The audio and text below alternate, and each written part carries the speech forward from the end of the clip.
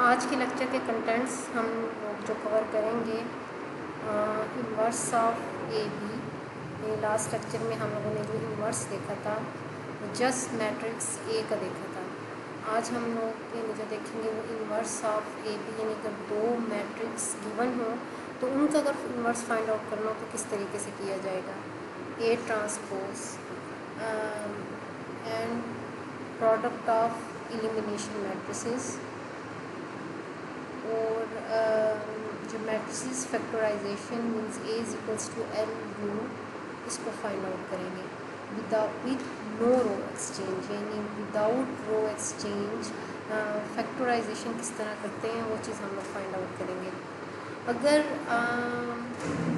Square matrix था तो आप लोगों ने लास्ट लेक्चर में देखा था कि स्केयर मैट्रिक्स के लिए लेफ़्ट एंड राइट इन्वर्स दोनों एग्जिस्ट करते हैं, यानी A multiplied by A inverse is equals to identity is equals to A inverse A. तो अगर मैट्रिक्स ए बी हो तो इसका हमने इन्वर्स फाइंड आउट करना हो तो उसका ऑर्डर क्या होगा। मीन्स यहाँ जब आपने इसका इन्वर्स लिखना है तो आप रिवर्स ऑर्डर में लिखोगे। मीन्स अगर आपने मैट्रिक्स ए बी है तो इन्वर्स जो है वो पहले B inverse then A inverse. उसकी रीज़न ये है कि जो बी और बी इन्वर्स है ये आइडेंटिटी के इक्वल होगा। यहाँ से आप देख सकते हो कि ये आइडेंटिटी के इक्वल आ गया। जब आप किसी भी मैट्रिक्स को आइडेंटिटी से मल्टीप्लाई करोगे तो आपके पास सेम मैट्रिक्स ए आ जाएगा। इस तरह ए को again A identity A inverse से मल्टीप्लाई करोगे तो आपके पास आइडेंटिटी आ जाएगा। इस तरह अगर इस जगह ए बी लिखा हो और आपने उसके लिए लेफ़्ट इन्वर्स लिखना हो, यानी पहले आपने राइट इन्वर्स लिखा, अगर आप लेफ़्ट इन्वर्स लिखते हो तो अगर यहाँ in case order A B है तो आप इस जगह जो ऑर्डर लिखोगे वो बी ए लिखोगे। क्लियर हो गया। यहाँ भी ऐसे ही होगा कि ए इन्वर्स ए जो है ये आपके पास आइडेंटिटी की इक्वल आ जाएगा। उस आइडेंटिटी को जब आप बी से मल्टीप्लाई करोगे तो वो आपके पास मैट्रिक्स बी, देन जब उसको बी इन्वर्स से मल्टीप्लाई करोगे तो आपके पास आइडेंटिटी की इक्वल आ जाएगा। उसके बाद यहाँ अगर ट्रांसपोज मैट्रिक्स क्या होता है, transpose in rows into column and column into rows. ठीक है, जब आपने A inverse is equals to identity इसका ट्रांसपोज फाइंड आउट करना है तो आप क्या करोगे कि दोनों साइड्स का ट्रांसपोज। ठीक है, अब जब आप आइडेंटिटी मैट्रिक्स का ट्रांसपोज लेते हो तो वो आपके पास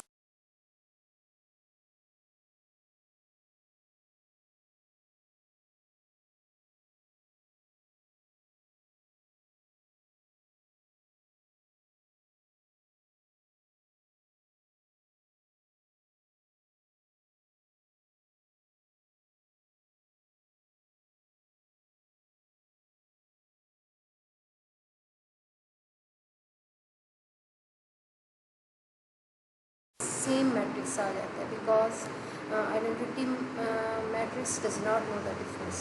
ठीक है, अब यहाँ आपके पास क्या आएगा कि जब आपने इसका ट्रांसपोज लेना है तो अगर आपका मैट्रिक्स ए इन्वर्स लिखा हुआ है तो ट्रांसपोज लेने के बाद जब आप रिवर्स ऑर्डर में लिखोगे तो वो आइडेंटिटी के इक्वल आएगा।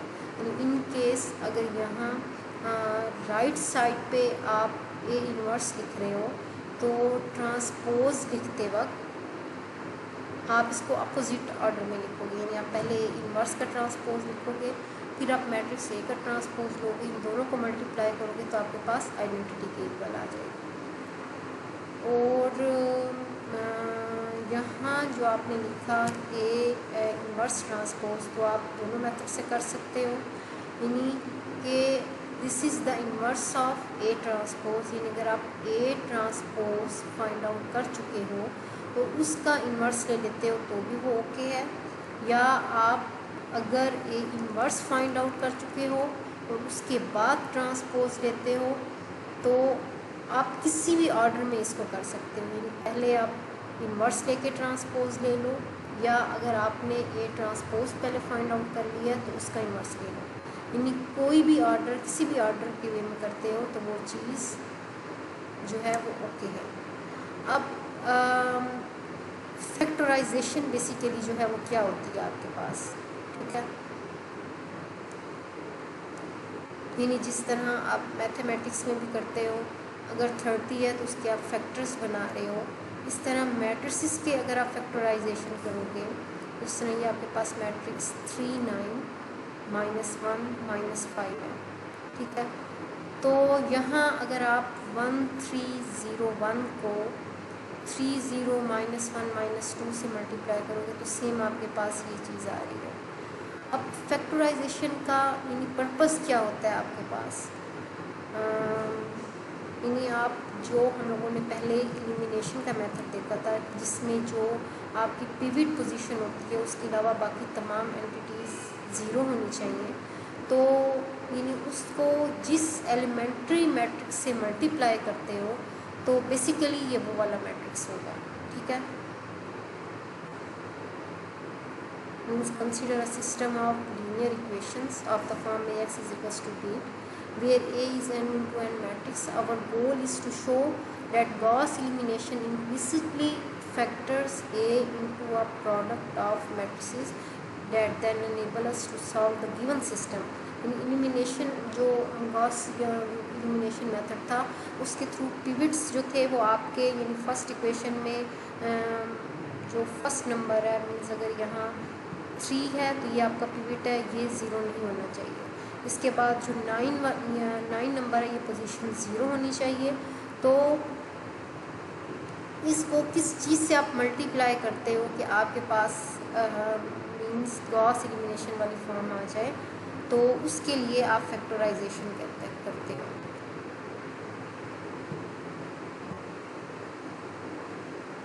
सबसे पहले 2 × 2 की एग्जांपल देखेंगे, उसके बाद 3 × 3 की एग्जांपल पर मूव करेंगे। 3/3 जब मैट्रिक्स ऑर्डर होगा देन उस पर मूव करेंगे। अब आपके पास जो गिवन मैट्रिक्स है वो 2 8 1 7, ठीक है। अब यहाँ 2 8 1 7 अगर इस जगह 1 यहाँ क्या नंबर होगा आपके पास, तो आप ये कह सकते हो कि इसका इन्वर्स एग्जिस्ट नहीं करता, ठीक है। यहाँ अगर आपके पास 4 होगा तो क्या होगा कि आपके जो 2 8 और 1 4 ये दोनों कॉलम वेक्टर जो है उससे along the same line exist करेंगे, जिस तरह हम लोगों ने प्रीवियसली देखा था। यहाँ कि इसमें जब दोनों column vector along the same line exist करते हैं तो उससे ये होता है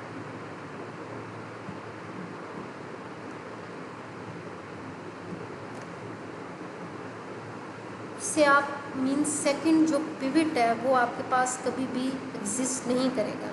यानी जो आपका ये नंबर अगर 4 है, इन केस आप एलिमिनेशन प्रोसीजर करते हो तो ये वाला जो आपका पिवट है वो 0 हो जाएगा। ये भी रीज़न होती है कि आपका जो वेक्टर्स हैं वो along the same line exist नहीं करने चाहिए। अगर वो along the same line exist कर रहे हैं तो इट मीन्स उसका इन्वर्स एग्जिस्ट नहीं कर रहा। अगर उसका इन्वर्स एग्जिस्ट नहीं कर रहा तो आप उसका गॉस एलिमिनेशन मेथड जो है उसके ऊपर अप्लाई नहीं कर सकते।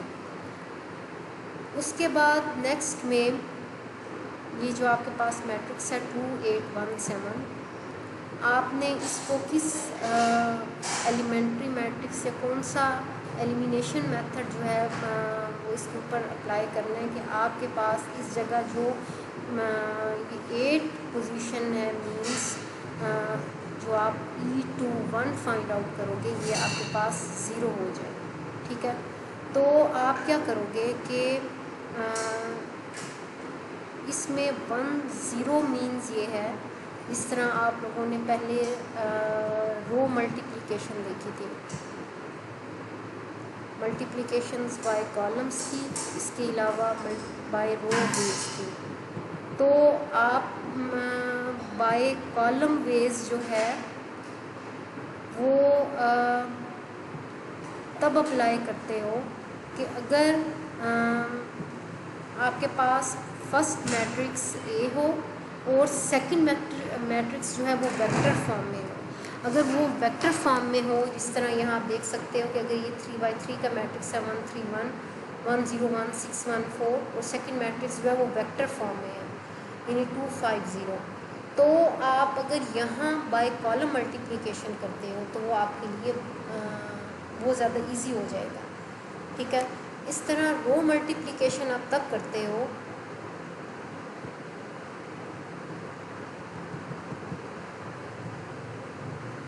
जब आपके पास इस फॉर्म में हो, यानी अगर यहाँ 1 0 0 0 1 0 यानी कोई भी आइडेंटिटी मैट्रिक्स टाइप फॉर्म में कोई भी मैट्रिक्स होगा, इस टाइप के अगर दो मैट्रिक्स मल्टीप्लाई हो रहे होंगे तो आपके लिए बाय रो मेथड जो है मल्टीप्लिकेशन करना वो ज़्यादा इजी होता है। इस तरह आप यहाँ देख सकते हो कि अगर 1 0 0 लिखा हुआ है और आप इसको इस मैट्रिक्स से मल्टीप्लाई कर रहे हो तो 1 0 0 मीन्स ये है कि फर्स्ट रो जो है यानी यहाँ अगर फॉर एग्जांपल ये वाला मैट्रिक्स बी और ये वाला मैट्रिक्स ए है आपके पास, तो इस केस में first row of second matrix जो है वो 1 से मल्टीप्लाई हो रही है।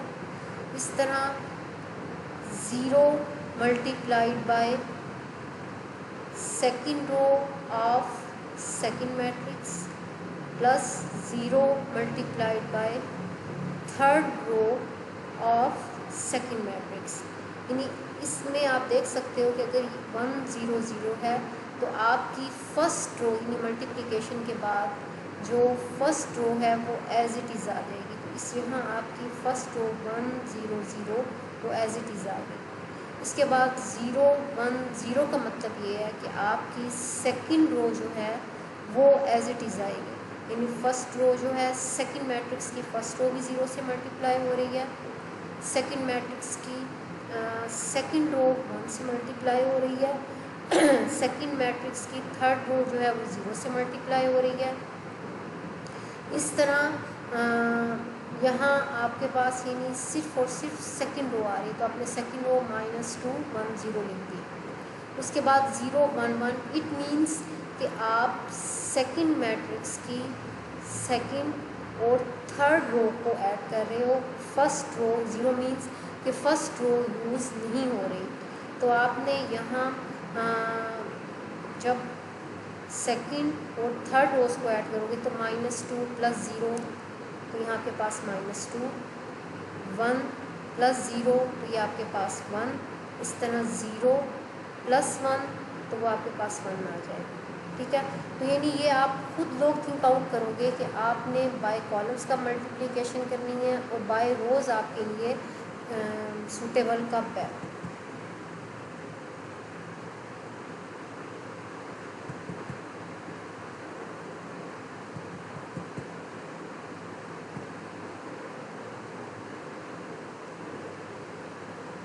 अब इस केस में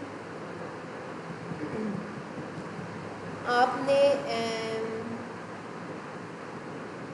मैट्रिक्स ए को कैसे एलिमेंट्री मैट्रिक्स से मल्टीप्लाई किया या एलिमिनेशन मेथड अप्लाई किया कि आपके पास जो गॉस एलिमिनेशन मेथड में यानी यहाँ ये वाली पोजीशन जो थी वो आपके पास 0 होती थी, यानी पिवट्स इसमें आपके पास 2 और 3 हैं, तो 2 और 3 0 नहीं है, आपके पास ये वाली पोजीशन 0 होनी चाहिए, तो वो आपके पास 0 हो गई। अब ये आपके पास 0 कब हो रही है कि अगर आप मैट्रिक्स ए में जो आपके पास फर्स्ट रो है इसको मल्टीप्लाई करते हो -4 से और उसको सेकंड रो में ऐड कर देते हो। अब देखो यहाँ E21 में 1 0 ये रिप्रेजेंट कर रहा है कि आपकी first row as it is आ रही है, 2 1 आपने एज इट इज़ लिख दिया। यहाँ -4 1 इस चीज़ को रिप्रेजेंट कर रहा है कि आप मैट्रिक्स ए की फर्स्ट रो को -4 से मल्टीप्लाई कर रहे हो, तो +1 इस चीज़ को रिप्रेजेंट कर रहा है कि आप उसको सेकंड रो में ऐड अप कर रहे हो, तो आपके पास यहाँ 0 3 आ जाएगा। उसके बाद नेक्स्ट में A = LU, यानी यहाँ आपके पास EA = U था। अगर आप इस E को इस साइड पर ले जाते हो तो आप इसका इन्वर्स लिखोगे, इसको आप L कॉल कर रहे हो, अब इसका इन्वर्स क्या होगा E21 का 1041, ठीक है। ये आपके पास 1041 और ये आपके पास क्या आ गया 2103। अब आप यहाँ ये देख सकते हो कि जब आपने इसको A = LU वाली फॉर्म में लिखा तो आपके पास लोअर ट्राइंगुलर है, यानी आप यहाँ से देख सकते हो कि ये वाली जो आपकी 141 यानी ये लोअर ट्राइंगुलर बन रही है। इस तरह यहाँ ये जो आपके पास पिवट्स जिस डायगोनल में थे, इस केस में आपके पास अपर ट्राइंगुलर बन रही है। अब आप फर्दर इससे वैल्यूज़ को फाइंड आउट कर सकते हो, हम नेक्स्ट एग्जांपल में देखते हैं, ठीक है। तो यहाँ इस केस में आपके पास वंस इन द डायगोनल है, यानी एल मैट्रिक्स में आपके पास जो डायगोनल में है वो वंस है, और यू वाले मैट्रिक्स में आपके पास डायगोनल्स में जो है वो 2 और 3 है।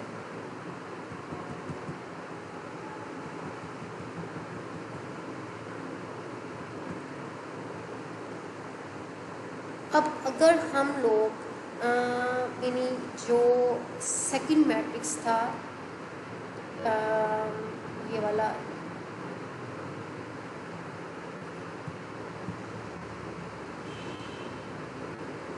सेकंड मैट्रिक्स, जिसमें यू मैट्रिक्स में मैंने आपसे ये कहा था कि डायगोनल में जो है वो पिवट्स हैं। अगर आप एक ऐसा मैट्रिक्स बनाओ यानी जिसमें ओनली पिवट्स हों तो उसके लिए आप क्या करोगे, यानी अगर यहाँ ओनली पिवट्स 2, 3 और बाकी ये वाली 0 हो तो आप क्या करोगे कि divide this first row by 2 to pull out 2। तो आप फर्स्ट रो जो है जिसमें आपके पास 2 और 1 थे, यानी फर्स्ट रो में आपके पास 2 और 1 थे, इसको आप 2 से डिवाइड करोगे। जब आप 2 से डिवाइड करोगे तो आपके पास यहाँ 1 यानी 1, और इस जगह आपके पास 1 और 2, और इस जगह आपके पास क्या रह जाएगा 2 और 0। इस तरह आप थर्ड रो क्या करोगे, सेकंड रो क्या करोगे,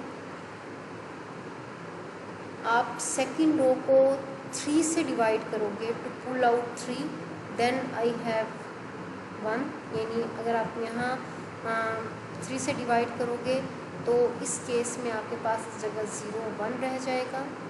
अब ये वाला जो मैट्रिक्स रह गया ये आपके पास सिर्फ डायगोनल मैट्रिक्स है, और इन दोनों मैट्रिक्स में आपके पास वंस जो है वो इन द डायगोनल है, ठीक है।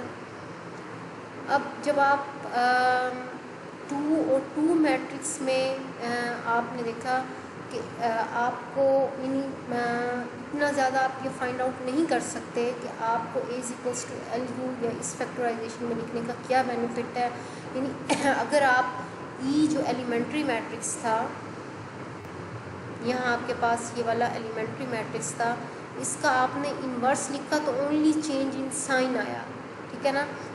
तो 2/2 मैट्रिक्स में सिर्फ आप ये देख रहे हो कि जब आपने ई मैट्रिक्स का इन्वर्स लिखा या उसको एल कॉल किया तो ओनली चेंज इन साइन था, लेकिन अगर आप 3/3 मैट्रिक्स की फॉर्म में लिखोगे तो आपको सिग्निफिकेंट चेंज फील होगी। कि क्या सिग्निफिकेंट चेंज है कि आप इसको मींस E21 या जो भी यहाँ एलिमेंट्री या एलिमिनेशन के थ्रू मैट्रिसेस आएंगे उसको इन्वर्स फॉर्म में लिखने का क्या बेनिफिट होता है।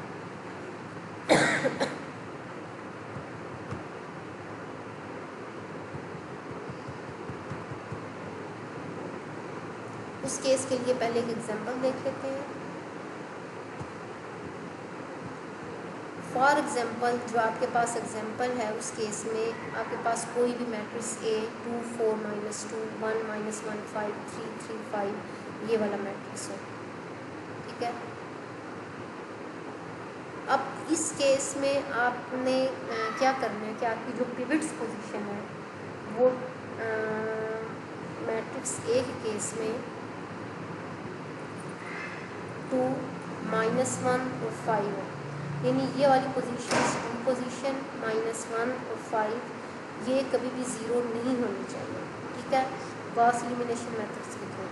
तो जो आपकी ये वाली पोजीशन है मीन्स 2 1 3 1 3 2, मीन्स 4 -2 और 5, उनको आपने ज़ीरो करना है। तो आप क्या ऑपरेशंस करोगे, क्या एलिमिनेशन प्रोसीजर करोगे कि ये वाले आपके पास ज़ीरो हो गए। तो इस केस में आप ये देख रहे हो कि आपने